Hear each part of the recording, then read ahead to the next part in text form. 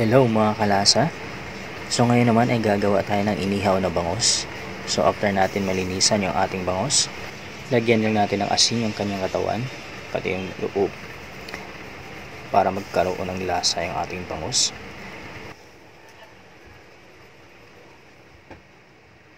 At pagkatapos ay ilagay na natin yung ating mga lamas, yung mga sibuyas at kamatis na na-chop natin kanina.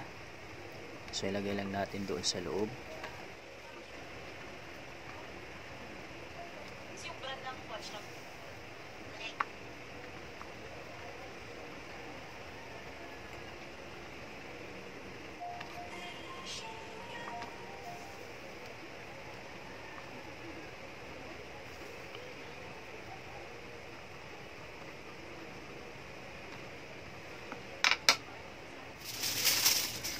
Ngayon naman, pagkatapos natin mailagay ang mga lamas, babalutin natin ito ng foil. So wala akong buong foil, so ito na lang, pagdugtungin na lang natin ito. So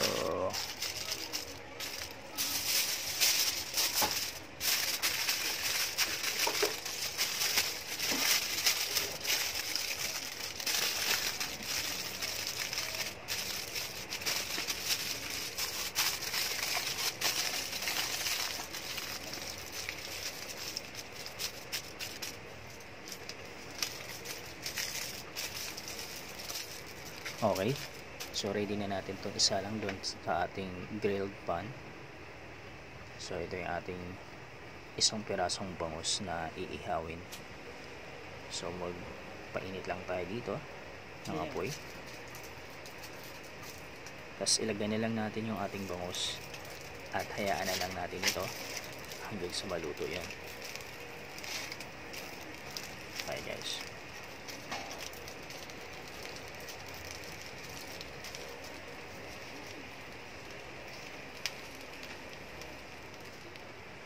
okay, so maya pwede na tayong mag-enjoy sa ating inihaw na bangus. Okay, naluto na yung ating bangus. So ito yung itsura ng ating pagkakaluto ng bangus. So may part na hindi siya sunog, so part ng doon sa buntot, pero tiyak na luto yan guys, kasi pantay yung init ng ating grilled pan. So para lang siyang na-steam, pero tiyak na luto yan guys, kasi nga even yung init niya.